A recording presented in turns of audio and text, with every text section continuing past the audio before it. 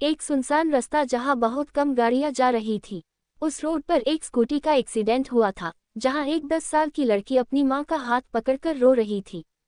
उस लड़की की मां बेटा वादा कर अपने भाई को कभी अकेला नहीं छोड़ोगी, कुछ भी हो जाए तो हमेशा उसके साथ रहेगी वो, और उसे अपने बच्चे की तरह पालेगी। अब तक उस औरत की सांसें भारी हो चुकी थी। उस औरत ने अपनी बेटी का माथा चूमा और अपने बेटे को एक बार सीने से लगाकर वही अपना दम तोड़ दिया। उस लड़की ने जब अपनी मां की सांसें रुकी हुई देखी तो वो फुट फुट कर रोने लगी। मां उठ जाओ ना, मां। फिर उसने एक बार अपने पापा को देखा जो बेजान से उस सड़क पर पड़े थे। तभी वहां पुलिस आई। पुलिस को आता देख वो लड़की उस छोटे से लड़के को जो सिर्फ 3 साल का था उसे लेकर एक पेड़ के पीछे छुप जाती है। पुलिस उनका पंचनामा करके उन्हें वहां से लेके जाते हैं। वो लड़की उन्हें छुपकर देख रही थी। उनके जाने के बाद वो लड़की रोते रोते वहां से चली जाती है। 14 साल बाद राजस्थान, जयपुर शहर। सुबह का वक्त, महादेव का मंदिर। एक लड़की जिसने व्हाइट कलर का अनारकली सूट पहना था वो अपनी सुरीली आवाज में भजन गा रही थी। वहां बहुत से लोग भजन सुनने आए थे। उस लड़की भजन दिल को सम्मोहित करने वाला था, उसकी आवाज बहुत मीठी थी। भजन होने के बाद पंडित जी, जीती रह बेटा, देखो तो आज तुम्हारा भजन सुनने कितने लोग आए हैं। वो लड़की अपना सिर झुकाकर पंडित जी का आशीर्वाद लेती है। तभी उसको एक औरत की आवाज आती है, तुम्हारा नाम क्या है बेटा? ... क्वेश्चन मार्क। वो लड़की, जी मेरा नाम ध्रुति है। वो औरत ध्रुति से बोली, बहुत प्यारा नाम है बेटा, हम तुम्हें रोज यहाँ देखते हैं लेकिन तुम पहले ही चली जाती हो इसलिए हम आज जल्दी आ गए। ध्रुति उनकी बात सुन मुस्कुरा देती है। वो औरत, बेटा एक बात कहे आपसे? ... क्वेश्चन मार्क। जी आंटी बोलिए ना, ध्रुति ने बहुत प्यार से उनसे कहा। देखिए बेटा, बुरा मत मानिए, आप हमें बहुत पसंद है, हम आपको हमारे घर की बहू बनाना चाहते हैं। उस औरत ने बड़े शालीनता से ध्रुति से कहा। अब तक ध्रुति बहुत फ्रस्ट्रेटेड हो गई थी क्योंकि जब भी ध्रुति बाहर जाती उसे आधे लोग एक ही सवाल करते। आज ध्रुति का गुस्सा फूट पड़ा और वो उस औरत से बोली, सॉरी आंटी, हम शादी नहीं करना चाहते, आपके उस लड़के को कोई और ढूंढे, हमें किसी से भी शादी नहीं करनी, प्लीज हमें माफ कर दीजिए। ये बात ध्रुति बहुत गुस्से में कहती है जिस कारण उस औरत को बहुत बुरा लगता है। उसके साथ एक लड़की थी और 2 बॉडीगार्ड थे। उसमें से एक बॉडीगार्ड जल्दी से किसी को फोन करता है और कुछ बात करके फोन रख देता है। तभी वहां कायरा आती है। ये है ध्रुति की दोस्त कम बहन, ज्यादा ब्राउन आईज, कंधे से थोड़े नीचे आते बाल, हल्का गोरा रंग, उम्र 24 साल, ये एक डॉक्टर है। कायरा, चल ध्रुव जल्दी, एरी हमारा वेट कर रहा होगा। कायरा ध्रुति को प्यार से ध्रुव बोलती थी। कायरा और ध्रुति वहां से चली जाती है और वो औरत अपने आंखों में नमी लिए वहां से चली जाती है। जयपुर महल, जो कि बहुत बड़ा था, उस महल के चारों तरफ बॉडीगार्ड्स का पहरा था। तभी वहां एक गाड़ी आती है जिसके आगे पीछे 5 गाड़ियां मेन एंट्री गेट से होते हुए महल के बाहर रुक जाती है और उसमें से एक लड़का जो करीब 26-27 साल का लग रहा था। काली गहरी आंखें, थोड़ी लंबी नाक जिस पर हमेशा गुस्सा रहता है, गोरा रंग, ट्रिम की हुई दाढ़ी, गले में सोने की मोटी चैन और उसमें ओम का लॉकेट जो आधा डायमंड और आधा गोल्ड का था। एक कान में डायमंड की छोटी सी रिंग थी, काले बाल जो सलीके से सेट थे। उसने ब्लैक सूट पहना था, पैर में ब्लैक लेदर के महंगे शूज। ये है काव्यांश राजपूत, राजस्थान के हुकूमसा, गुस्सेल, अकड़ू, और इनका गुस्सा मतलब महादेव का रौद्र रूप। ये गुस्से में क्या कर जाते हैं ये किसी को नहीं पता, इनके आगे कोई भी सर उठाकर नहीं रहता, सब इनसे डरते हैं, इनके आगे किसी की बोलने की हिम्मत नहीं होती। उस गाड़ियों में से जो बीच में रेंज रोवर थी, उस गाड़ी का आगे का गेट खोलकर एक व्यक्ति बाहर आता है। ये है काव्यांश का असिस्टेंट कृष कुमार। कृष जल्दी से पीछे का गेट खोलता है। काव्यांश जल्दी से बाहर आकर लंबे लंबे कदम लेकर उस महल के अंदर जाने लगता है। महल की सीढ़ियों से अंदर जाते ही एक बड़ा सा डोर था जो पूरा लकड़ी का था। वो दरवाजा इतना बड़ा था कि उसमें से आराम से 4-5 गाड़ियां अंदर जा सके। अंदर दोनों साइड बड़े बड़े कॉरिडोर थे और बीच में बड़ा सा हॉल था। हॉल से आगे जाते ही एक बड़ा सा आंगन था। आंगन में दोनों साइड बड़ी बड़ी सीढ़ियां। इस आंगन का ऊपर का हिस्सा पूरा ओपन था जिससे पूरा आसमान दिखता था। ऊपर के फ्लोर पर सबके रूम थे। काव्यांश हॉल में आता है तो देखता है वहां उसके पिता अमर सिंह राजपूत अखबार पढ़ रहे थे। उनके सामने उनकी मां यानी कि काव्यांश की दादी सुमित्रा देवी राजपूत बैठी थी और उनके साथ उनके पति कबीर सिंह राजपूत बैठी थे। काव्यांश आगे जाकर पहले अपने दादाजी के पैर छूता है, फिर दादी जी के अपने सामने काव्यांश को देखकर उन तीनों को फेस पर न बयां करने वाली खुशी की लहर दौड़ जाती है। आज 5 साल बाद काव्यांश राजस्थान आया था। काव्यांश सबको मिलता है, फिर अपने पिता के पास जाता है तो उसके पिता उसका कंधा थपथपाकर उसके गले मिलता है। काव्यांश उनके पैर छूता है और जैसे ही खड़ा होता है कि हॉल के अंदर एक औरत दौड़कर उनके पास आती है और काव्यांश के पिता को गले लगाकर रोने लगती है। काव्यांश उनके पैर छूता है और जैसे ही खड़ा होता है कि हॉल के अंदर एक औरत दौड़कर आती है और काव्यांश के पिता को गले लगाकर रोने लगती है। अचानक से अपनी आंखें खोलता है और ध्रुति के बालों को पीछे से पकड़कर उसके सिर को ऊपर करता है और जैसे ही वो ध्रुति को देखता है एक पल के लिए ब्लैंक हो जाता है। ग्रीन कलर की आंखें, उस पर बड़ी बड़ी पलकें, दूध जैसा गोरा रंग, कमर से नीचे आते घने लंबे बाल, छोटी नोज जिसमें एक डायमंड की नोज रिंग, लव के आकार जैसे छोटे ओठ जो पिंक कलर के थे, माथे पर छोटी सी डायमंड की बिंदी, लेफ्ट गाल पर पड़ता डिम्पल, व्हाइट कलर का अनारकली और उस पर मल्ट कलर का दुपट्टा जो राइट हैंड पर उसने पिनअप किया था। वो बस ध्रुति की ग्रीन आंखों जो एकटक देख रहा था, उसकी आंखें एकदम लाल थी, वो बस सनकियों की तरह उसे देखे जा रहा था। ध्रुति उसको ऐसे देख डर जाती है, लेकिन वो अपने आप को नॉर्मल रख लेती है जैसे कि उसे डर ही ना हो। ध्रुति काव्यांश के हाथों को मारकर प्लीज हमें छोड़ दीजिए, हमें दर्द हो रहा है। ध्रुति की बात सुन काव्यांश अपने होश में आता है और पागलों की तरह हंसने लगता है। दर्द दर्द, हाँ हाँ, अब तुम्हें पता चलेगा दर्द क्या होता है। जैसे हम अपने माँ को रोता देख दर्द में है, उससे कहीं ज्यादा दर्द तुम्हें होगा। और क्या कहा था तुमने, शादी नहीं करोगी? हमारे माँ की इच्छा और हम उन्हें मना कर दे, कभी नहीं, इस जन्म में तो हरगिज नहीं। फिर उसे वैसे है पकड़कर गाड़ी से बाहर निकलता है। ध्रुति रोते हुए प्लीज हमें छोड़ दीजिए। ध्रुति बहुत ज्यादा रो रही थी और काव्यांश को मना कर रही थी। काव्यांश खींचकर उसे मंदिर के अंदर ले जाता है और ध्रुति को खड़ा करता है। काव्यांश के बॉडीगार्ड ने अब तक पूरा मंदिर खाली कर दिया था। काव्यांश ध्रुति को मंदिर की साइड में बने एक एक रूम में ले जाता है। अंदर कपड़े हैं, उन्हें पहन कर आ जाओ और फिर कायरा को देखकर इसकी हेल्प करो, इसे अच्छे से तैयार करो। ध्रुति को अब बहुत गुस्सा आता है, उसका भाई सुबह से गायब है और अब काव्यांश की बदतमीजी। ध्रुति एक झटके में काव्यांश से अपना हाथ छुड़ा लेती है और चिल्लाकर बोलती है, ध्रुति बस बहुत हुआ, नहीं करनी हमें शादी, आपको समझ नहीं आता, चले जाए यहाँ से, फिर अपने दांत पीसकर हम आपसे शादी नहीं करनी। काव्यांश ध्रुति की बात सुन गुस्से से पागल हो जाता है और वो अपना एक हाथ ऊपर उठाता और ध्रुति को देखकर डेविल स्माइल करता है और ध्रुति के सामने से हट जाता है। काव्यांश के हटते ही कायरा और ध्रुति की नज़र सामने जाती है। ध्रुति जैसे ही सामने का नजरा देखती है उसकी सांसें थम जाती है और उसके आंखों से आंसुओं की धारा बहने लगती है। काव्यांश के हटते ही कायरा और ध्रुति की नज़र सामने जाती है। ध्रुति जैसे ही सामने का नजरा देखती है उसकी सांसें थम जाती है और उसके आंखों से आंसुओं की धारा बहने लगती है। सामने एरिक को 2 बॉडीगार्ड ने पकड़ रखा था और उसके सिर पर राइफल रखी थी। एरिक पूरा पसीने से भीगा था और रो रहा था। अपने भाई की ऐसी हालत देख ध्रुति अंदर से टूट जाती है और अपने भाई के पास जाने लगती है, लेकिन वो आगे जाती है इससे पहले काव्यांश उसे पकड़ लेता है और उसे रूम की तरफ इशारा करता है। ध्रुति को ना चाहते हुए भी अंदर जाना पड़ता है। ध्रुति और कायरा बहुत रो रही थी, वो उसे रेडी करती है और बाहर लेकर आती है। ध्रुति जैसे ही बाहर आती है काव्यांश उसे ले जाकर कर हवनकुंड के सामने बैठ जाता है। सभी रस्में होती है। लास्ट में काव्यांश ध्रुति के गले में मंगलसूत्र डालता है और उसकी मांग भरता है और वहां से उठ जाता है। पूरे शादी के टाइम काव्यांश ने ध्रुति का हाथ पकड़ रखा था। शादी होते ही उसका हाथ छोड़ देता है। ध्रुति उसके हाथ छोड़ने पर उसे देखती है। काव्यांश, सिर्फ 5 मिनट है तुम्हारे पास। ये सुनते ही ध्रुति दौड़कर अपने भाई के पास जाती है और उसके गले लगकर जोर जोर से रोने लगती है। ध्रुति एरी हाथ पकड़कर, चल हम यहाँ से कहीं दूर चले जाएंगे। ध्रुति की बात सुन काव्यांश जल्दी से आगे आकर ध्रुति हाथ पकड़ता है और उसे खींचते हुए वहां से लेके जाता है। ध्रुति पीछे मुड़ मुड़ कर देख रही थी, वो बहुत बेबस। एक तरफ उसका भाई था, दूसरी तरफ कायरा जिसे बॉडीगार्ड ने पकड़ रखा था। काव्यांश ध्रुति को गाड़ी से धक्का दे देता है और खुद भी गाड़ी में बैठ जाता है और ड्राइवर को पार्टीशन ऑन करने के लिए कहता है और ध्रुति के ऊपर झुकने लगता है। काव्यांश के ऐसा करने पर ध्रुति डर जाती है और बोलती है, ये आप क्या कर रहे हैं? काव्यांश ध्रुति के आंखों में देखकर बोला, याद रखना घर में अगर किसी को पता चला कि मैंने तुमसे जबरदस्ती शादी की है तो तुम्हारा भाई इस दुनिया से विदा लेगा। तुम्हें ऐसा नाटक करना है जैसे तुम मुझसे बहुत प्यार करती हो, समझ आई बात? ध्रुति रोते हुए, प्लीज हमें छोड़ दीजिए, हमने आपका क्या बिगाड़ा है? काव्यांश ध्रुति के ओठों पर उंगली रखकर, शुश, एक शब्द नहीं। Dot dot dot dot dot dot dot.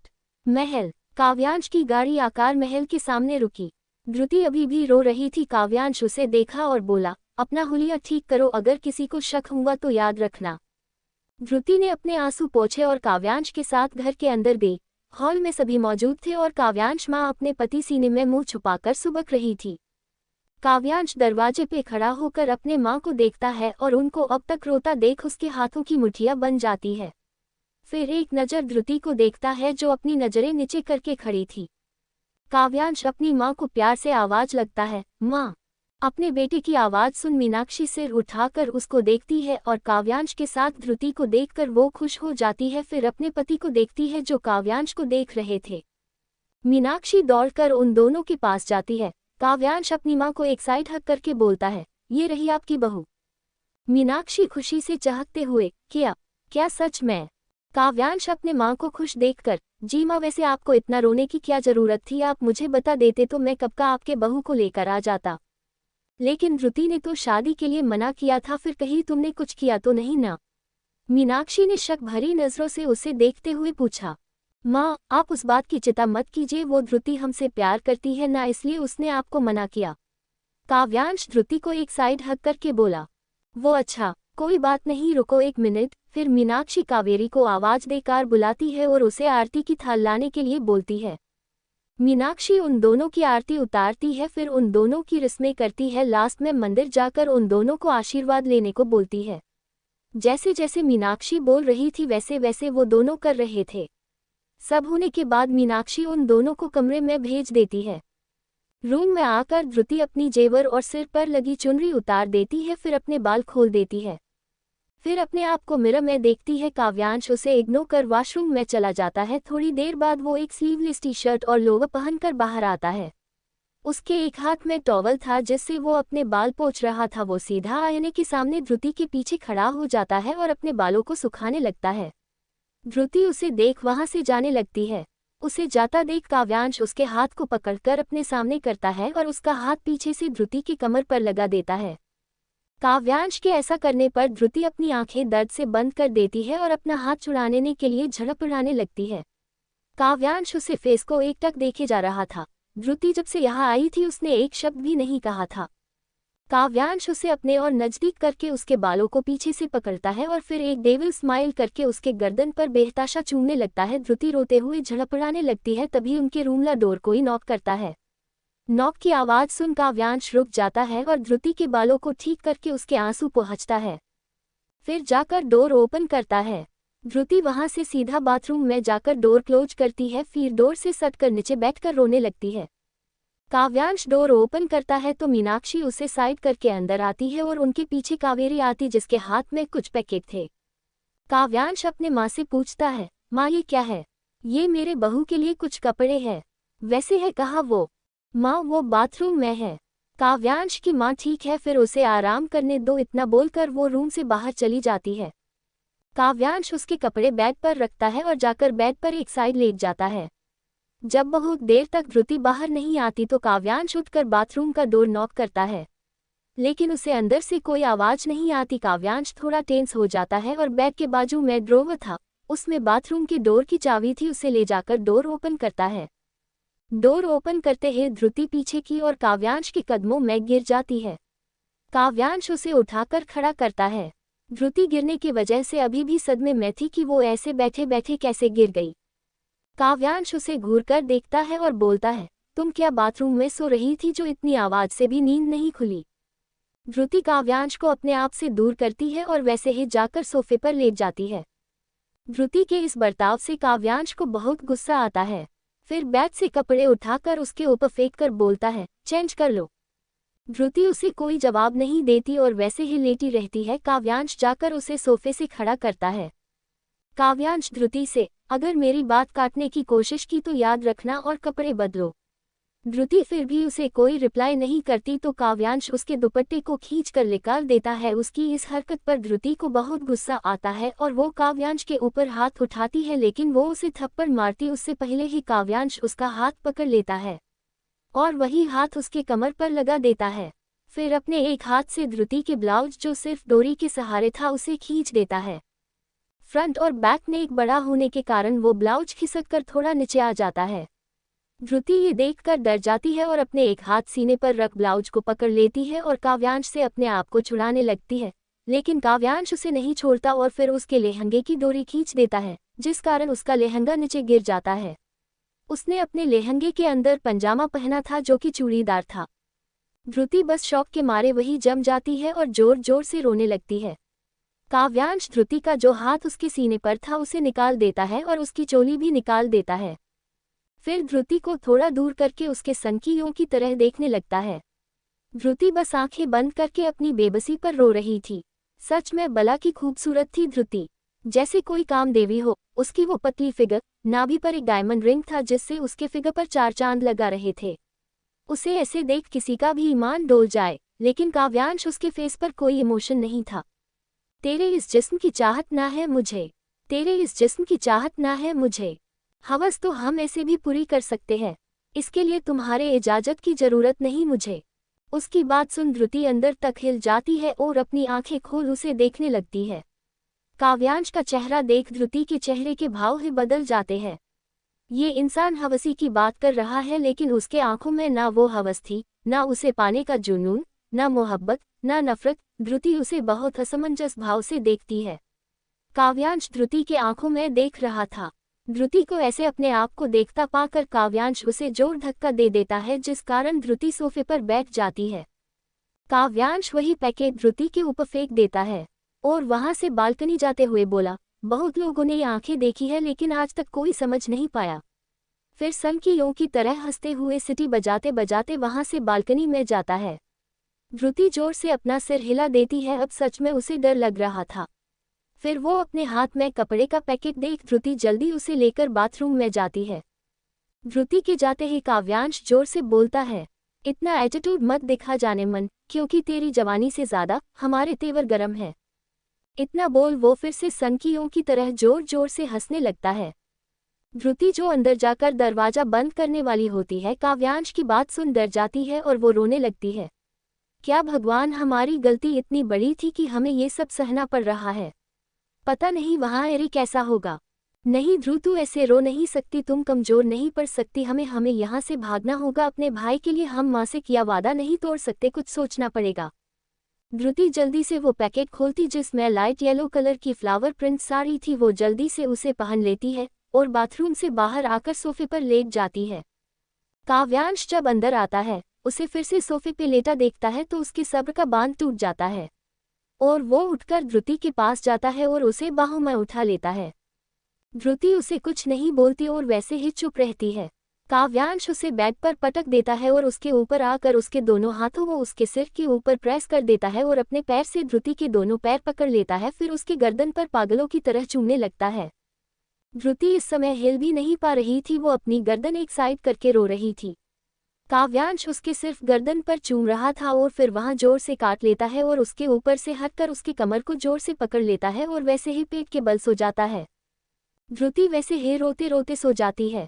धृति के सोते ही काव्यांश अपनी आंखें खोलता है और धृति के बालों को सूखते हुए एक डेविल स्माइल करता है। फिर वो भी अपनी आंखें बंद कर लेता है। ... रात का वक्त। नीचे हॉल में दादी दादाजी अमर जी और मीनाक्षी खाने के लिए काव्यांश और धृति का इंतजार कर रहे थे, लेकिन वो दोनों अभी तक नहीं आए थे। मीनाक्षी कावेरी से, कावेरी जा जरा देख के आ हुकुम सा, और हुकुम रानी सा अभी तक नीचे नहीं आए। कावेरी जी रानी सा, ये कहकर कावेरी काव्यांश के रूम की तरफ जाती है। रूम के दरवाजे के सामने रुक उनका दरवाजा खटखटाती है, लेकिन कोई डोर ओपन नहीं करता। थोड़ी देर वेट करने पर जब कोई दरवाजा नहीं खोलता तो कावेरी नीचे चली जाती है। कावेरी को आता देख रानी सा उसे पूछती है, इतनी देर क्यों लगी तुझे।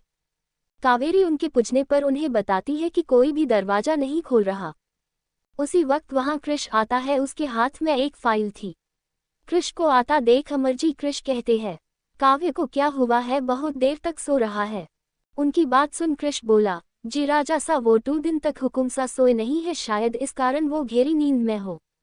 उसकी बात सुन दादी सा बोली, बहू को आए कुछ घंटे भी नहीं हुए और वो अभी तक सो रही है। वो भी क्या पहाड़ तोड़कर आई है जो अभी तक सो रही है। मीनाक्षी जी, माँ सा जाने दीजिए, बच्ची है। उनकी बात सुन कोई कुछ नहीं बोलता और सब अपना खाना खा लेते हैं। Dot dot dot dot dot. आधी रात को काव्यांश ध्रुति के गर्दन से लेके गाल पर अपनी जुबान लगाकर सक कर रहा था। उसका एक पैर ध्रुति के पैर के ऊपर था और एक हाथ से उसने ध्रुति की कमर पकड़ रखी थी। ध्रुति जो गहरी नींद में थी अचानक अपने ऊपर गिला महसूस कर झट से अपनी आंखें खोल देती है और काव्यांश को देखती है। उसे बहुत घिन आ रही थी। ध्रुति उसे अपने ऊपर से धक्का देने लगती है लेकिन काव्यांश उसे नहीं छोड़ता। ध्रुति बहुत रो रही थी। काव्यांश के ऐसा करने से उसके बॉडी में सिहरन पैदा हो रही थी। काव्यांश उसके कमर पर अपना हाथ चलाने लगता है और उसके पेट पर नाभि में जो रिंग थी उसके पास गोल गोल अपनी उंगली फिराने लगता है।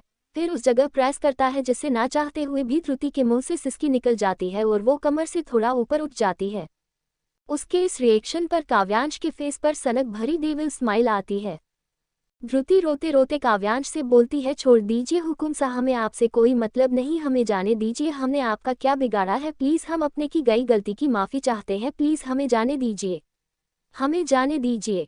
काव्यांश उसकी बात सुन बहुत डरावने तरीके से सीटी बजाता है और फिर जोर जोर से हंसने लगता है। फिर एकदम से सीरियस होकर ध्रुति के कान के पास जाकर बहुत धीमी लेकिन खतरनाक आवाज में कहता है, तेरे इस जिस्म की चाहत ना है मुझे, तेरे इस जिस्म की चाहत ना है मुझे।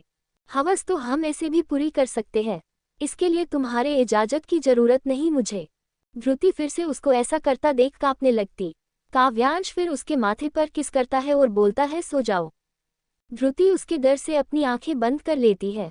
Dot dot dot dot dot. सुबह का वक्त। पंछियों की चचाहट से ध्रुति की आंख खुलती है। फिर अपने ऊपर से काव्यांश को हटाती है जो नींद के कारण उसकी पकड़ ढीली हो गई थी। तभी उसके रूम का डोर नॉक होता है। ध्रुति अपने आप को ठीक करती है और जाकर डोर ओपन करती है। सामने कावेरी थी जो उसके लिए कपड़े लेकर आई थी।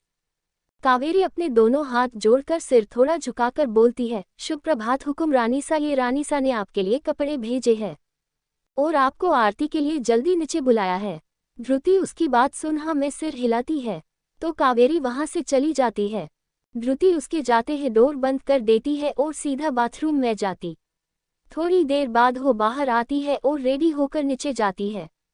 उसके जाते ही काव्यांश उठ जाता है और वो रेडी होने बाथरूम में जाता है।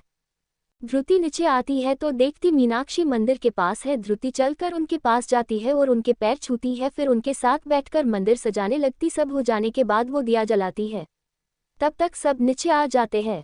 काव्यांश को आता देख मीनाक्षी बोलती है, आ बेटा आरती कर बहू के साथ। काव्यांश जी माँ बोलकर ध्रुति के साथ खड़े रहकर आरती करने लगता है तो ध्रुति आरती गाने लगती है तो काव्यांश उसे देखने लगता है।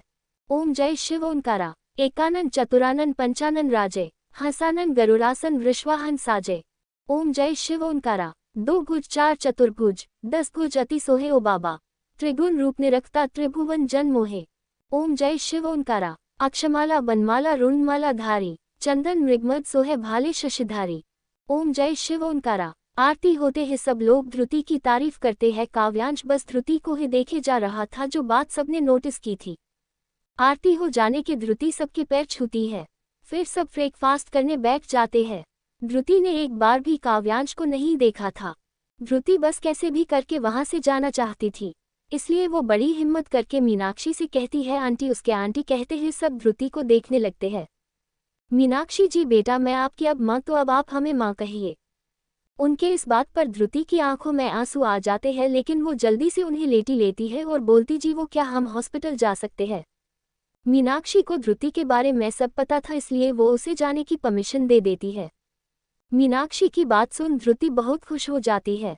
तभी काव्यांश उसे बोलता है, हाँ हम छोड़ देंगे तुम्हें। मीनाक्षी जी उसकी बात सुन जल्दी से हाँ में सिर हिला देती है। उसकी बात सुन ध्रुति की सारी खुशी गायब हो जाती है। ये देख काव्यांश के फेस पर डेविल स्माइल आ जाती है। उसकी बात सुन ध्रुति की सारी खुशी गायब हो जाती है। ये देख काव्यांश के फेस पर डेविल स्माइल आ जाती है। ध्रुति मीनाक्षी जी से, माँ वो हम खुद चले जाएंगे। मीनाक्षी जी, नहीं काव्य छोड़ देंगे आपको। ध्रुति उनके बात को टाल न सकी और मन मारकर काव्यांश के साथ जाने के लिए उठ खड़ी होती है। सबकी प्रणाम कर ध्रुति काव्यांश के पीछे चलने लगती है तो काव्यांश उसका हाथ पकड़कर अपने पास खींच लेता है और उसके कमर पर हाथ रख सामने देखते हुए अपने दांत पिसकर बोलता है, अपने इस खूबसूरत से चेहरे पर स्माइल तो ले आओ हुकुम रानी सा। उसकी बात सुन ध्रुति अपने फेस पर फीकी सी स्माइल लेके आती है और अपनी नजरें नीची कर उसके साथ चलने लगती है। वो दोनों जब बाहर आते हैं, ध्रुति काव्यांश से छूटने के लिए उसके हाथ को अपने कमर से हटाने लगती है। ध्रुति की इस हरकत पर काव्यांश ध्रुति की कमर पर अपनी पकड़ और कस देता है और उसे कमर से पकड़कर उठा देता है और बड़े स्टाइल उसे आगे की ओर झूलाकर दूसरे हाथ से उसके पैर पकड़कर अपनी बाहों में उठा लेता है। काव्यांश इस मूव से ध्रुति जोर से चिल्लाती है, उसे लगा था कि काव्यांश उसे फेंक देगा। ध्रुति की चीख सुन काव्यांश अपना सर टेढ़ा करके उसे सनकियों की तरह देखने लगता है। ध्रुति काव्यांश के सीने पे मारते हुए कहती है, छोड़िए हमें आपके साथ नहीं जाना, उतारिए हमें, छोड़ दीजिए। काव्यांश फिर से अपनी गर्दन टेढ़ी करके ध्रुति को देखता है और उसे छोड़ देता है। काव्यांश के ऐसा करने पर ध्रुति की आंखें बड़ी बड़ी हो जाती है और हक्की बक्की बस काव्यांश को देखती रहती है। ध्रुति को लगा कि अब वो नीचे गिरने ही वाली है, तो उसने अपनी आंखें बंद कर ली और अपनी कमर टूटने का वेट करने लगी। ध्रुति जमीन पर गिरती उससे पहले ही वो किसी के बाहों में थी, और जब तक ध्रुति को कुछ समझ आता ध्रुति काव्यांश गाड़ी में थी। जब काफी देर तक उसे दर्द नहीं होता तो वो अपनी आंखें खोल देती है और अपने आप को गाड़ी में देख एक बार काव्यांश को देखती है और गाड़ी से बाहर जाने का सोचती है कि उसे कुछ याद आता है और वो चुपचाप खिसककर काव्यांश दूर जाती है। काव्यांश एक बार ड्राइवर को देखता है तो वो जल्दी से पार्टीशन ऑन कर देता है और ध्रुति को अपने गोद में उठा लेता है। फिर उसके बालों को सूखते हुए उसके कान में बहुत धीमे और कामुक तरीके से कहता है, आह हुकुम रानी सा, ये जवानी है दीवानी, तू आजा मेरे रानी, मैं आया, आह। और फिर सनकियों की तरह जोर जोर से हंसने लगता है। ध्रुति अब तक काव्यांश के बर्ताव से इतना ज्यादा डर गई थी कि बस वो अब यहाँ से कुछ भी करके भागना चाहती थी। ध्रुति अपने मन में, क्या है ये इंसान, कुछ समझ नहीं आ रहा, सच में पागल हो गया है।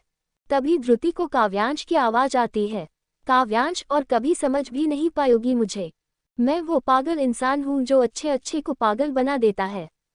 ध्रुति अपने मन में, क्या ये हुकुम सा मेरे दिमाग से खेल रहे हैं। तभी फिर से ध्रुति को काव्यांश की आवाज आती है, गलत जवाब हुकुम रानी सा, हम तो आपके दिल से खेलना चाहते हैं। ध्रुति को कुछ समझ नहीं आ रहा था, ये इंसान उससे बदला ले रहा है कि बात कुछ और है। अब ध्रुति बस जल्दी से काव्यांश दूर जाना चाहती थी। ध्रुति कृष को देखकर बोलती है, भैया गाड़ी आगे रोक दीजिएगा प्लीज। ध्रुति को कृष से इतने प्यार से बात करता देख काव्यांश ध्रुति के कमर को कसकर दबा देता है और अपने दांत पीसकर बोलता है, बहुत प्यार आ रहा है तुम्हें उस पर। उसके इस तरह से पकड़ने पर ध्रुति को बहुत दर्द होता है और वो रोते हुए बोलती है, हमें दर्द हो रहा है, प्लीज छोड़ दीजिए हमें। ध्रुति के इस तरह बोलने से काव्यांश उसकी कमर छोड़ देता है और उसकी कमर को सहलाते हुए बोलता है, हमारी हुकुम रानी सा को दर्द हो रहा है। काव्यांश के ऐसा करने पर कियांशी सिहर जा रही थी, उसने अपनी साड़ी को हाथ की मुट्ठी में पकड़ रखी थी। काव्यांश आगे कुछ बोलता कि ड्राइवर गाड़ी रोक देता है। गाड़ी रुकते ही ध्रुति गाड़ी से उतर जाती है और बिना पीछे मुड़े वहां से भाग जाती है। उसके जाते ही काव्यांश एकदम से सीरियस हो जाता और कृष से बोलता है, उस पर नजर रखो और हाँ याद रहे उसे कुछ होना नहीं चाहिए। ... ध्रुति जब घर में आती है तो एरी, कायरा और उसके मम्मी पापा ध्रुति का इंतजार कर रहे थे। सभी हॉल में बैठे थे, सबके चेहरे पर टेंशन थी। कायरा, एरी का तो रो रो कर बुरा हाल था। ध्रुति जल्दी से घर में घुस जाती है और जोर जोर से सांसें लेते हुए बोलती है, हम यहाँ नहीं रह सकते, हमें जल्दी से यहाँ से जाना होगा। उसकी बात सुन सब शॉक हो जाते हैं। कायरा की माँ, बेटा ये तू क्या बोल रही है? कायरा के पिता, बेटा ठीक से बता बात क्या है। ध्रुति उन्हें कल जो कुछ मंदिर में हुआ था वो सब बता देती है। उसकी बात सुन सब टेंशन में आ जाते हैं। ध्रुति रोते हुए, वो बहुत खराब है, उन्होंने हमारे साथ बदतमीजी की, हमें उनसे डर लगता है, वो एक संकी है, बिल्कुल पागलों की तरह बातें करते हैं। हम सुबकते हुए, हम यहाँ नहीं रह सकते, आज शाम तक हमें राजस्थान छोड़ना होगा। कायरा के पिता, बेटा आपको लगता है ये इतना आसान है, वो आपको कहाँ से भी ढूंढ निकालेंगे। हम हुकुमसा के नजरों से नहीं बच पाएंगे बेटा, हम कुछ करते हैं, देखते क्या हो सकता है। अब आप हॉस्पिटल जाए, कहीं उन्हें आप पर शक न हो जाए। ध्रुति, जी काका सा। ध्रुति पेशे से डॉक्टर है। ध्रुति बहुत चेंज करती है और कायरा के साथ हॉस्पिटल जाती है। हॉस्पिटल आकर ध्रुति ऑपरेशन थिएटर में जाती है। ध्रुति हार्ट सर्जरिस्ट थी। पेशेंट बहुत क्रिटिकल सिचुएशन में था, जिस कारण ध्रुति का पूरा दिमाग उसी में लगा था। कायरा के पिता कायरा को फोन करते हैं और उसे कहते हैं, कायरा के पिता परशुराम, ये माधवगढ़ के राजा के यहाँ काम करते हैं। इनके दोस्त के बेटे कायरा और धृति के अच्छे दोस्त हैं। ये तीनों एक ही स्कूल में पढ़े हैं। उनका नाम वीर है और ये कायरा को पसंद करते हैं। कायरा बेटा धृति से कहना, वीर तुम्हें बस के पास मिलेंगे और उनके पास हमने टिकट भेजी है और एरी को भी उन्हीं के साथ भेज रहे हैं और माँ को भी भेज रहे हैं। हमें आने में 2 दिन लगेंगे, हमें यहाँ कुछ काम है और धृति का ख्याल रखना। तभी उन्हें अपने पीछे से ये आवाज आती है, धृति को क्या हुआ है काका, वो ठीक तो है ना। ये आवाज सुनते ही परशुराम जी हड़बड़ा जाते हैं और उस आदमी के ओर घूमते हुए अपना सिर झुकाकर बोलते हैं। परशुराम उस आदमी से, प्रणाम छोटे मालिक। वो आदमी दक्ष प्रताप सिंह माधवगढ़ के राजा के छोटे बेटे ये धृति को बहुत पसंद करते हैं। परशुराम दक्ष को देखकर, ओ छोटे मालिक, हम राजस्थान छोड़ रहे हैं तो बस उस बारे में बात कर रहे थे। उनकी बात सुन दक्ष बहुत बेचैन हो जाता है और परशुराम से कहता, पर ऐसे अचानक कुछ हुआ है क्या या कोई और बात है, आप हमें बता सकते हैं। हम आपकी मदद करेंगे ना, लेकिन ऐसे सब छोड़ जाना। परशुराम जी अच्छे से जानते थे कि दक्ष धृति को पसंद करता है, लेकिन वो भी अब बेबस थे। धृति भले ही उनकी बेटी नहीं थी, लेकिन उन्होंने उसे कभी पराया नहीं समझा। जैसे उनके लिए कायरा थी वैसे ही धृति। दक्ष जब देखता है कि परशुराम कोई जवाब नहीं दे रहा तो वो वहां से निकल जाता है। वो धृति से मिलना चाहता था। हॉस्पिटल 4 घंटे बाद जब धृति बाहर आती है तो वो बहुत खुश थी। ऑपरेशन सक्सेसफुल हो गया था और वो पेशेंट अब खतरे से बाहर था। धृति बस बाहर निकली ही थी कि कायरा उसके पास आकर बोली, चल जल्दी चल, अगर किसी को खबर लगी तो प्रॉब्लम होगी, हमें जल्दी निकलना होगा।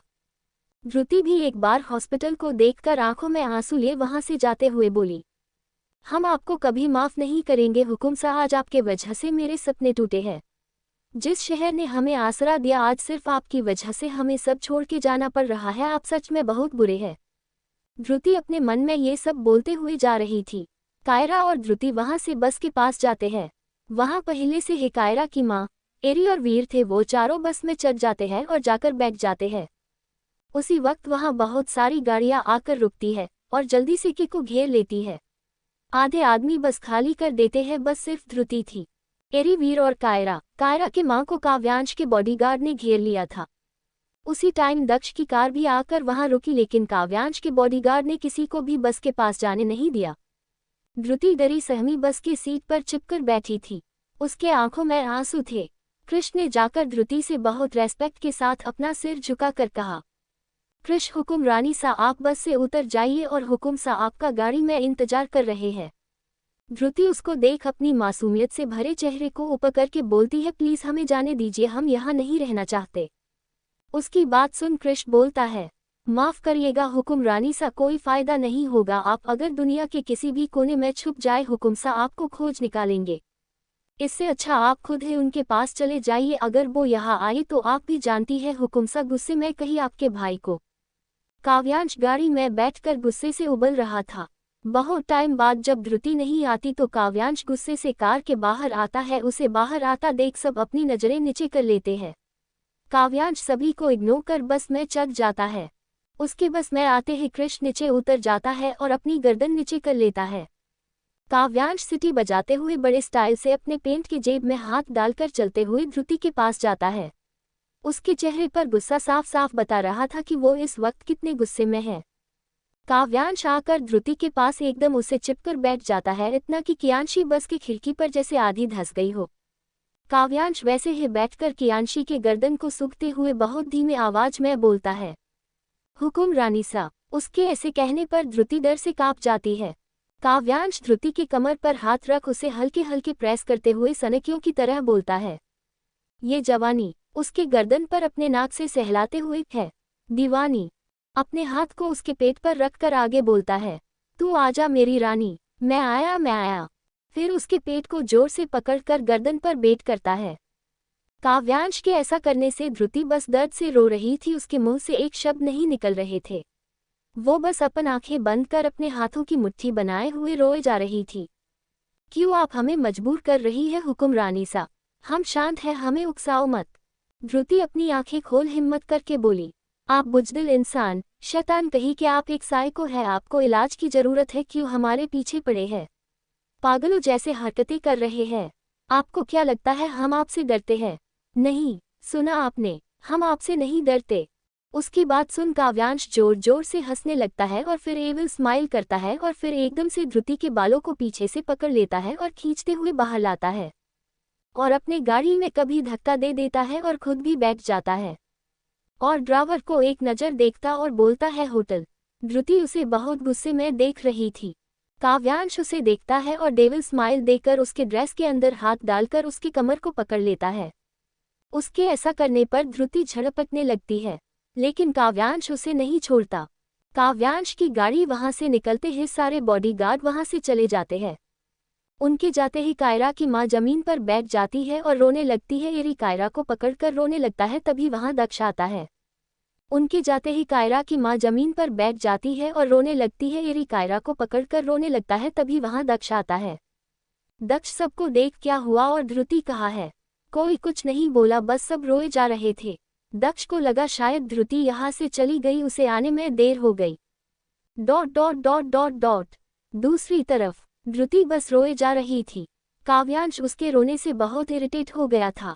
धृति को चुप करने के लिए वो कृष से कहता है, काव्यांश इसके भाई को उड़ा दो, हमारी हुक्मरानी सा कब से रो रही है, अब इनका रोना नहीं रुका तो राम नाम सत्य है। काव्यांश की बात सुन धृति बोली, नहीं नहीं, हम अपनी आंखों को पोंछते हुए, हम नहीं रो रहे। काव्यांश उसे एकदम क्लोज करके बोला, तो क्या सोचा है आपने? धृति उसे ना समझी से देख, किसके बारे में? काव्यांश उसे ओठों के एकदम नजदीक जाकर उसके आंखों में देखकर बोलता है, यहाँ रहोगी या? धृति आंखों में फिर से आंसू आ जाते हैं, लेकिन वो अपने आंसू बार बार पोंछ रही थी। प्लीज हुकुम सा, आप हमारे साथ ये सब क्यों कर रहे हैं? हमें छोड़ दीजिए, हम आपके आगे हाथ जोड़ते हैं, प्लीज। धृति आगे कुछ बोलती उससे पहले ही काव्यांश ने धृति के ड्रेस के अंदर जो हाथ था उसे ऊपर ले जाते हुए बहुत गुस्से में बोला, अगर फिर से ये शब्द तुम्हारे मुंह से निकला तो मैं अपनी सारे हदें भूल जाऊंगा। ये बात अपने ध्यान में रखना, तुम में कुछ कर नहीं रहा, इसका मतलब ये नहीं कि मैं कुछ करूंगा नहीं।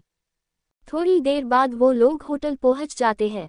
होटल पहुंचते ही काव्यांश धृति को लेकर होटल के अंदर जाता है। ये होटल काव्यांश का ही था, तो उसके लिए वहां सेपरेट रूम था जो सिर्फ उसके लिए ही था। काव्यांश ने धृति की कमर पकड़ी थी और उसे बहुत प्यार से लेके जा रहा था। काव्यांश जब धृति को लेकर जा रहा था, धृति को देख सब स्टाफ आंखें फाड़े उसे देख रहे थे, लेकिन जैसे ही काव्यांश ने सबको देखा, सबने अपनी नजरें नीचे करी। उसमें एक लड़का धृति बहुत हवस भारी नजरों से देख रहा था, उसे जैसे काव्यांश को देखे नहीं हो।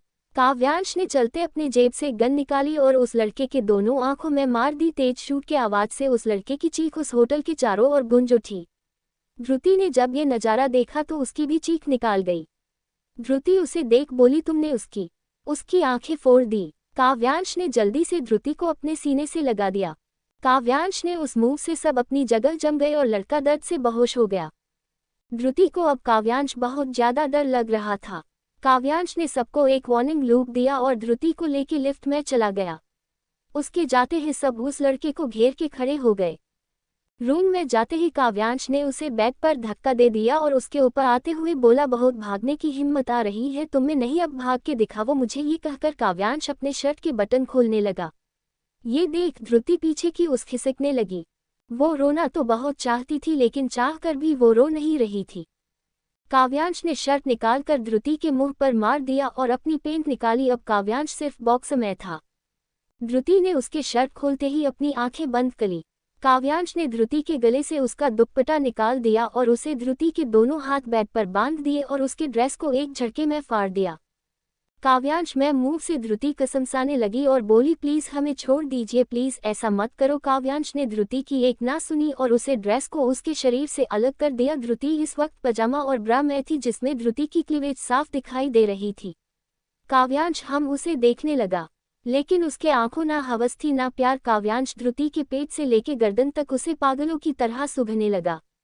धृति तो अपनी आंखों बंद ही रखी थी। उसे काव्यांश के अजीब से बर्ताव से बहुत डर लगने लगा था।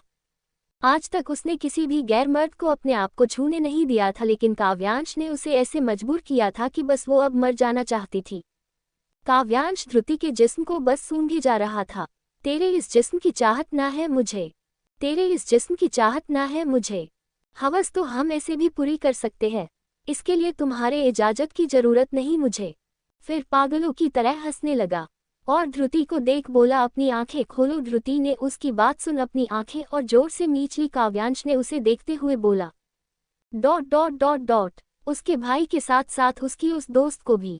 धृति उसकी बात सुन झट से अपनी आंखें खोल देती है और बेबसी से काव्यांश को देखने लगती है।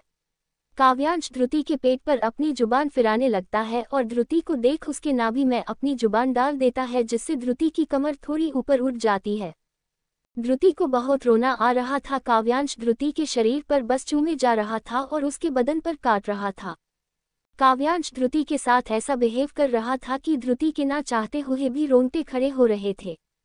काव्यांश बहुत हार्ड हो गया था। वो धृति के सारे कपड़े उतार देता हाई और खुद के भी, फिर धृति के ऊपर आ जाता है। धृति जब ये सब देखती है तो उसे खुद पर बहुत घिन आ रही थी। काव्यांश उसके ऊपर आकर लेट जाता है और धृति के ओठों पर अपने ओठ रख चूमने लगता है। अब तक दोनों की बॉडी गर्म हो गई थी। काव्यांश ने धृति को बहुत मजबूर कर दिया था, जैसे उसे ड्रग्स दिया हो और वो बिन पानी मछली की तरह हो। जब धृति भी आउट ऑफ कंट्रोल होकर मौन करने लगती है तो काव्यांश डेविल स्माइल करके उसके ऊपर से उठ जाता है। काव्यांश के उठते ही धृति उसे देखती है, जिसके फेस अ डेविल स्माइल थी। काव्यांश उसे देख उसके ब्रेस्ट को जोर से पकड़ बोलता है तेरे इस जिस्म की चाहत ना है मुझे, तेरे इस जिस्म की चाहत ना है मुझे। हवस तो हम ऐसे भी पूरी कर सकते हैं, इसके लिए तुम्हारे इजाजत की जरूरत नहीं मुझे। धृति उसकी बात सुन उसे अपने आप से दूर करती है और गुस्से में बोलती है क्या बोल रहे हैं, हवस नहीं है। हाँ नहीं है, आपके इन आंखों में हवस कुछ नहीं है, इनमें ये सिर्फ खाली है। क्या चाहते क्या है, बस मुझे भाई की धमकी देकर बार बार अपने इन गंदे हाथों से मुझे छू रहे हैं। और क्या हवस नहीं है आपको मेरे जिस्म की? तो अब आपके सामने मैं बिना कपड़ों की क्यों हूँ? जोर से चिल्लाते हुए क्यों हूँ ऐसी मैं? और रुके क्यों करिए ना अपनी हवस पूरी, आपको हमारी इजाजत की जरूरत नहीं है। तो किसका इंतजार है आपको? नोचिए हमें भी। इतना कह धृति फुट फुट कर रोने लगती है। काव्यांश धृति के पास जाकर उसे पीछे के ओर धक्का दे देता है, जिस कारण वो बेड पर आधी लेट जाती है। काव्यांश फिर से उसके ऊपर आकर उसके गले को पकड़कर बोला क्या चाहती हो तुम? मैं तुमसे प्यार करूं, तुम्हारा बिस्तर गर्म करूं, अगर मैं आगे नहीं बढ़ रहा तो क्या तुम्हें तकलीफ हो रही? काव्यांश ऐसी बातें सुन धृति का खून खौल जाता है। धृति गुस्से और नफरत से काव्यांश के आंखों में आंखें डालकर बोलती है आपके जैसा बेशर्म, बेदिल, घटिया आदमी मैंने आज तक नहीं देखा। धृति की बात सुन काव्यांश उसे छोड़ देता है और जोर जोर से हंसने लगता है। फिर हंसते हंसते बोलता है हाँ हुकुम रानी सा, आई एम हार्टलेस पर्सन। धृति उसको देखकर बोली आप संकी है, आपका दिमाग खराब हो गया है, पागलों जैसे बिहेव कर रहे हैं। काव्यांश उसकी आंखों में देख फिर उसके आंखों को चूम कर बोलता है हाँ हुकुम रानी सा, हम पागल हो गए हैं, आपकी इन आंखों ने मुझे पागल कर दिया है। और आपके इन आंखों में हमारे लिए नफरत क्यों है हुकुम रानी सा? आप हमें ऐसे मत देखिए। धृति बस उसे गुस्से में देख रही थी। काव्यांश उसे देख बोला क्या हम बीच में रुके इसलिए गुस्सा है? आप चाहती है तो हम आपका बिस्तर गर्म करने में हेल्प करें। धृति उसे दूर करते हुए बोली आपको क्या लगता है आपके बिस्तर गर्म करने का मैं वेट करूंगी? फिर फीकी सी हंसी हंसकर आपके जैसे ना जाने कितने लोग लड़कियों को नोचने के लिए होते हैं, वैसे ही हमें भी कोई भी। वो आगे कुछ बोलती कि उसके गाल पर एक जोरदार थप्पड़ पड़ता है। वो थप्पड़ इतने जोर का था कि धृति बेड पर जो आधी लेटी थी वो बेड पर गिर जाती है। काव्यांश उसके बालों को कसकर पकड़कर उसके ओठों को बुरी तरह से चूमने और काटने लगता है। थोड़ी देर बाद उसके ओठ से अलग होकर अपने आंखों में ज्वाला लिए दहकते हुए बोलता है आपकी हिम्मत भी कैसे हुई किसी गैर मर्द के बारे में सोचने की? आप पर, आपके इस जिस्म पर मेरा हक है, समझिए आप सिर्फ इस काव्यांश राजपूत की है। धृति उस थप्पड़ से दर्द में थी, काव्यांश के गुस्से से वो सहम गई थी। फिर भी हिम्मत करके बोली क्यों कर रहे हैं ऐसे हमारे साथ, क्यों हुकुम सा क्यों? काव्यांश उसकी बात सुन बेड से उठकर कॉफी टेबल के पास जाता है और वहां शो पीस उठाकर फेंक देता है और चिल्लाते हुए बोलता है क्योंकि हम प्यार करते हैं आपसे तब से जब से पहली बार आपकी इन आंखों को मैंने लंदन में देखा था। पागल हो गए थे हम, आपके पीछे बहुत ढूंढा आपको हर जगह, लेकिन नहीं मिली आप। और कल जब हमने आपको देखा तो इन आंखों को देख ब्लैंक हो गए थे हम, लेकिन आपने माँ से बदतमीजी की इसलिए बहुत गुस्सा आया था आप पर, नहीं बताना चाहता था आपको। धृति उसकी बात सुन एकदम से बूढ़ बन गई थी। क्या उसने सुना वो सच था या फिर से कोई मजाक? धृति काव्यांश को देख अगर आप हमसे प्यार करते हैं तो आपके इन आंखों में दिख क्यों नहीं रहा? आपकी ये आंखें खाली क्यों है? काव्यांश उसकी बात सुन बोला, आपको देखकर तो हमें बहुत खुशी हुई, लेकिन आपका ऐसा बर्ताव देख हमें अच्छा नहीं लगा। उसकी बात सुन धृति रोते हुए हंसने लगती है और बोलती है, एक लड़की को आप ब्लैकमेल करके उससे जबरदस्ती शादी करते हो और उसे कहते हो हमारा बर्ताव अच्छा नहीं। काव्यांश एक गहरी सांस लेके बोला, हर बार जुबान और इन आंखों को खाली ही रखना चाहिए, क्योंकि हमारी जुबान बंद रह सकती है लेकिन ये आंखें सब कुछ बयां कर देती है। उसकी बात सुन धृति चुप हो जाती है। थोड़ी देर उस रूम में सन्नाटा पसर जाता है। कुछ वक्त बाद धृति बोली, हमने आपकी बात सुन ली, अब हमें जाना होगा, हम आपके साथ नहीं रह सकते। उसकी बात सुन जो अब तक शांत बैठा काव्यांश आग बबूला हो जाता है और धृति के पास जाकर बोलता है, आप सिर्फ हमारी है हुक्मरानी सा और आप कहीं नहीं जा रही, चाहे हमें आपको कैद ही क्यों न करना पड़े। नहीं रहना हमें आपके साथ, आप हमसे प्यार नहीं करते, अगर करते तो हमें इतनी तकलीफ नहीं देते। धृति रोते रोते बोल रही थी, हम आपसे प्यार नहीं करते इसलिए हम यहाँ नहीं रहेंगे। काव्यांश उसे वॉल से बोलता, अपने दांत पीसकर बोलता है, हमें ऐसा कोई भी कदम उठाने के लिए मजबूर मत करिए हुक्मरानी सा, नहीं तो हम हमारे सारे लिमिट क्रॉस कर देंगे। धृति उसे ढकलते हुए बोली, और आप कर भी क्या सकते हैं? काव्यांश उसके ओठों के पास जाकर सब कुछ कर सकते हैं अगर आप साथ दे तो। धृति उसकी बात सुन गुस्से में बोली, और ये कभी पॉसिबल नहीं होगा। तभी उस रूम का डोर कोई नॉक करता है। काव्यांश अपने कपड़े पहनकर धृति को कपड़े पहनाता है और जाकर डोर ओपन करता है तो सामने कृष था। कृष अपने देख नीचे कर काव्यांश को बोलता है, हुकुम सा आपने जो सामान मांगा था वो हम लाए हैं। काव्यांश उसके हाथ से सामान लेकर डोर क्लोज करता है और धृति को वो सामान देते हुए बोलता है, रेडी हो जाए, हमें घर जाना है। धृति ना चाहते हुए भी रेडी होती है और काव्यांश के साथ महल वापस आती, लेकिन जैसे ही वो महल में कदम रखती है उसके हाथों की मुट्ठियां कस जाती। धृति ना चाहते हुए भी रेडी होती है और काव्यांश के साथ महल वापस आती, लेकिन जैसे ही वो महल में कदम रखती है उसके हाथों की मुट्ठियां कस जाती है। सामने एक फैमिली बैठी जिसमें एक लड़का एक लड़की और मिडिल एज के कपल थे। ये काव्यांश के पिता के दोस्त और उनके बच्चे। काव्यांश और धृति महल के अंदर आते हैं। मीनाक्षी उन दोनों को देखकर बोलती, अरे धृति तुम आ गई, इनसे मिलो बेटा, ये है राजा सा के मित्र नीरव ठाकुर और इनकी पत्नी उर्मिला ठाकुर, ये है इनके बेटे कुश ठाकुर, बेटी तन्वी ठाकुर। फिर धृति कंधे पर हाथ रखकर बोली, ये है धृति हमारे काव्य की पत्नी और राजस्थान की हुक्मरानी सा। उनकी बात सुन उन चारों के चेहरे की हवाएं ही उड़ गई। तन्वी जोर से चिल्लाई, क्या पर काव्य तो। वो आगे कुछ बोलती उससे पहले ही काव्यांश उसकी बात काटकर बोलता है, हुकुम सा, सिर्फ हुकुम सा, मुझे मेरे नाम से पुकारने का हक सिर्फ मेरे फैमिली को है और किसी को नहीं। उसकी बात सुन तन्वी को बहुत बुरा लगता है, फिर वो अपने आप को संभाल कर बोलती है, लेकिन तुम तो शादी नहीं करने वाले थे ना, फिर अचानक शादी। तन्वी की बात सुन मीनाक्षी बोली, हाँ वो तो है, लेकिन हमारी तन्वी है इतनी प्यारी कि कोई भी उसे एक नज़र में पसंद करे। क्यों, सही कहा ना मैंने काव्य। उसकी बात सुन काव्यांश ने धृति को अपने पास खींच लिया, जिस कारण धृति सीधा काव्यांश के सीने से जा टकराई। काव्यांश धृति को बाहों में भर कर बोला, जी माँ। धृति उससे छूटना चाहती थी लेकिन काव्यांश उसे नहीं छोड़ता। कुश उन दोनों को देख जल भून जाता है, बस बोलता है, हाँ वैसे भी इन्हें कौन नहीं जानता है, तो राजस्थान की फेमस डॉक्टर में से एक है। इनके हाथ से ट्रीटमेंट करने लोग कहाँ कहाँ से आते हैं। काव्यांश धृति को पकड़कर ले जाते हुए बोला, माँ हम फ्रेश होकर आते हैं। धृति और काव्यांश जैसे ही आंगन में आते हैं, धृति काव्यांश से दूर होने लगती है तो काव्यांश उसे अपने बाहों में उठा लेता है और रूम में लेके जाता है। रूम में जाने के बाद काव्यांश धृति को बेड पर लेटा देता है और उसके ऊपर आकर उसे किस करने लगता है। धृति उसे अपने आप से दूर कर रही थी लेकिन काव्यांश उसे नहीं छोड़ता। 15 मिनट बाद काव्यांश धृति को छोड़ देता है और उसे देख बोलता है, आज रात के लिए रेडी रहना हुक्मरानी सा, हम आज आपको पा लेना चाहते हैं।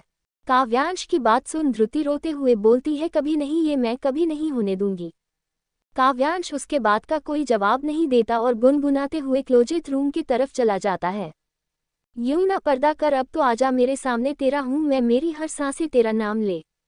बेहकी निगाहें ढूंढे तेरे रास्ते आती है तो ले जाती मेरी हर शिकायतें। लहरों सी बहती है वो चलती शान से है, हट के कातिल ये रुख तेरा है, कातिल हर अदा। दीवाने हम नहीं होते, दीवानी रात आती है, मोहब्बत की नहीं जाती, मोहब्बत आजमाती है। किसी की आंखों से, किसी की बातों से, किसी की चाहत से, किसी की आदत से। हाय रे दिल को सताती है, बहुत ज्यादा तड़पाती है, हाय रे दिल को सताती है, बहुत ज्यादा तड़पाती है। ओ उसका गाना सुन धृति बुरी तरफ से कांप जाती है। और जोर से चिल्लाकर बोलती है, आपका सपना कभी पूरा नहीं होगा, समझे आप, कभी नहीं। उसकी बात सुन काव्यांश क्लोजेट रूम से बिना कपड़ों के ही बाहर आता है। उसके बॉडी पर सिर्फ अंडरवेयर ही था। धृति उसे देख अपनी नजरें फेर लेती है। काव्यांश उसके एकदम पास जाकर उसके गर्दन सूखते हुए उसके कान के पास जाकर बहुत धीमे आवाज में बोला, हुकुम रानी सा सब होगा और आप खुद सब करेंगे। फिर उसके कान पर काट लेता है और वहां से कपड़े पहने चला जाता है। थोड़ी देर बाद जब वो बाहर आता है तो धृति उसे कहीं नहीं दिखती। वो अपना फोन लेकर उसमें कुछ करता है और वहां से नीचे चला जाता है। सब डिनर टेबल पर बैठे थे। काव्यांश भी जाकर अपने चेयर पर बैठ जाता है तो मीनाक्षी धृति को काव्यांश पास वाली चेयर पर बैठा देती है।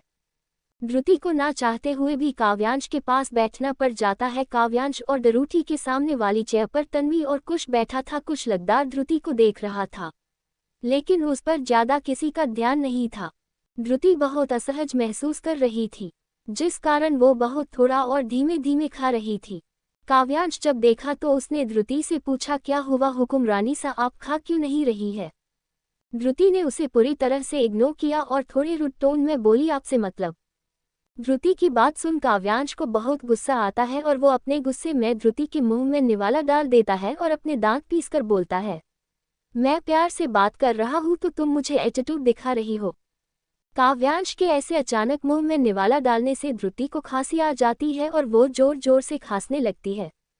सब लोग जब धृति को ऐसे खांसते हुए देखते हैं तो उसे पानी का ग्लास देते हैं लेकिन काव्यांश उन सबको इग्नोर कर अपना ग्लास धृति के मुंह पर लगा देता है और उसके बैक को रब करने लगता है। जब धृति थोड़ी राहत महसूस करती है तो काव्यांश उसे धीरे धीरे खिलाने लगता है। उन दोनों को ऐसे देख सब घर वाले खुश थे लेकिन तन्वी और कुश के सीने में आग लगी पड़ी थी। खाना खाने के बाद सब हॉल में बैठ जाते हैं। तभी वहां कृष हाथ में कुछ पैकेट लेके आता है और सबको ग्रीट कर काव्यांश से कहता है, हुकुम सा ये आपका पार्सल आया है। काव्यांश उसे देख बोला, जाओ जाकर रूम में रख दो। थोड़ी देर बैठने के बाद सब अपने अपने रूम में चले जाते हैं। काव्यांश और धृति जब रूम में पहुंच जाते हैं तो काव्यांश रूम लॉक कर देता है और धृति को वो पैकेट देते हुए बोलता है, जाओ जाकर पहन कर आओ। धृति उसे मना कर देती है तो काव्यांश अपने फोन पर एक वीडियो चला देता। वो वीडियो की ऑडियो क्लिप सुनकर धृति के आंखों में आंसू आ जाते। धृति उसे मना कर देती है तो काव्यांश अपने फोन पर एक वीडियो चला देता है। वो वीडियो की ऑडियो क्लिप सुनकर धृति के आंखों में आंसू आ जाते हैं। वो आवाज कायरा की थी जो किसी को छोड़ने के लिए बोल रही थी। धृति काव्यांश को नफरत भरी निगाहों से देखती हुई बोलती है, आपकी ये जबरदस्ती की शादी कितने दिन टिकने वाली है? क्यों हमारे साथ ऐसा बिहेव कर रहे हैं? छोड़ दीजिए हमें। उसकी बात सुन काव्यांश आराम से बोलता है, ठीक है आप जा सकती है, हम आपको नहीं रोकेंगे। काव्यांश की बात सुन धृति बहुत खुश हो जाती है और रूम से बाहर जाने लगती है। तभी उसके कान में काव्यांश की आवाज आती है, तुम उस लड़की के साथ मजे कर सकते हो, तुम्हारे पास बहुत टाइम है। काव्यांश की बात सुन धृति का शरीर एकदम से जम जाता है और गुस्से में तेज कदम लेते हुए काव्यांश के पास जाती है। काव्यांश सोफे पर बैठकर फोन कान से लगाकर बैठा था। धृति जाकर उसका कॉलर पकड़ लेती है और गुस्से में बोलती है, दिखा देना अपनी असली औकात, आपने क्या मिल रहा है आपको ये सब करके? धृति बहुत ज्यादा रो रही थी लेकिन उसके मन में बस एक ही डर बैठ गया था कि अगर कायरा को कुछ हुआ तो वो अपने आप को कभी माफ कर पाएगी। धृति कमर से बेंड होकर काव्यांश के ऊपर झुकी हुई थी और काव्यांश के आंखों में आंखें डालकर बोल रही थी जिस कारण अब काव्यांश को थोड़ा थोड़ा गुस्सा आने लगा था। काव्यांश ने अपना एक हाथ बढ़ाकर धृति के एक बम पर हाथ रख उसे जोर से प्रेस कर दिया जिस कारण धृति की आंखें शर्म और गुस्से के कारण एकदम से बड़ी बड़ी हो गई। धृति का रिएक्शन देख काव्यांश के फेस पर ईविल स्माइल आ गई। काव्यांश उसके बम को जोर जोर से प्रेस कर रहा था। वो बड़ी कामुक सी आवाज में बोला, हुकुम रानी सा, ऐसे न मुझे तुम देखो, सीने से लगा लूंगा तुमको मैं, चुरा लूंगा तुमसे, दिल में छुपा लूंगा। ऐसे न मुझे तुम देखो, सीने से लगा लूंगा तुमको मैं, चुरा लूंगा तुमसे, दिल में छुपा लूंगा। तेरे दिल से, ए दिलबर, दिल मेरा कहता है प्यार के दुश्मन लोग मुझे डर लगता रहता है। अरे तेरे दिल से, ए दिलबर, दिल मेरा कहता है प्यार के दुश्मन लोग मुझे डर लगता रहता है। थाम लो तुम मेरी बाहें, मैं तुम्हें संभालूंगा, तुमको मैं चुरा लूंगा तुमसे, दिल में छुपा लूंगा। ऐसे न मुझे तुम देखो, सीने से लगा लूंगा तुमको मैं, चुरा लूंगा तुमसे, दिल में छुपा लूंगा। हे धीमी धीमी आग से एक शोला भटकाया है दूर से तुमने, इस दिल को कितना तरस आया है। धीमी धीमी आग से एक शोला भटकाया है दूर से तुमने, इस दिल को कितना तरसाया है मैं अब इस दिल के सारे अरमान। निकालूंगा तुमको मैं चुरा लूंगा तुमसे दिल में छुपा लूंगा ऐसे न मुझे तुम देखो सीने से लगा लूंगा तुमको मैं चुरा लूंगा तुमसे दिल में छुपा लूंगा हम प्यार के दामन में चुनकर हम फूल भर लेंगे रास्ते के कांटे सारे दूर कर लेंगे ओह ओ हम प्यार के दामन में चुनकर हम फूल भर लेंगे रास्ते के कांटे सारे दूर कर लेंगे जाने मन तुमको अपनी मैं जान बना लूंगा तुमको मैं चुरा लूंगा तुमसे दिल में छुपा लूंगा ऐसे न मुझे तुम देखो सीने से लगा लूंगा तुमको मैं चुरा लूंगा तुमसे दिल में छुपा लूंगा। Dot dot dot dot dot dot dot. Kavyansh का गाना सुन धृति एकदम से सुन्न हो जाती है और अपने आप को छुड़ाने लगती है।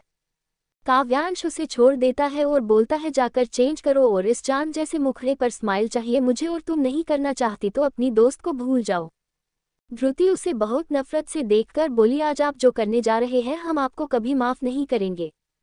धृति की बात सुन काव्यांश बोला हमें आपसे माफी चाहिए भी नहीं एक तो प्यार से रह लो या जबरदस्ती से चॉइस तुम्हारी है हुक्मरानी सा। Dot dot dot dot. Dhriti अपनी आंखों में आंसू लिए वो पैकेट लिए वॉशरूम चली जाती है। वॉशरूम में जाकर धृति वो पैकेट ओपन करती है तो उसकी आंखें फटी की फटी रह जाती है और उसके आंखों में फिर से पानी आ जाता है और वो भगवान से शिकायत करते हुए बोलती है क्यों महादेव क्यों आप हमारी ऐसी परीक्षा ले रहे जहां मुझे अपने जिस्म का सौदा करना पड़ रहा है। बाहर काव्यांश कुछ कर रहा था और बोल रहा था हमें आपको मजबूर नहीं करना था हुक्मरानी सा लेकिन आप इतनी जिद्दी है कि हमारी बात है नहीं मानती। धृति उन कपड़ों को बाहर निकालती है। उसमें एक ब्लैक कलर की नेकफिश की साड़ी थी और एक बिकनी सूट था जो बिल्कुल उस साड़ी से मैच कर रहा था। ब्रा और अंडरवियर भी सेम ब्लैक नेकफिश की थी जिसमें पूरी बॉडी रिवल हो रही थी।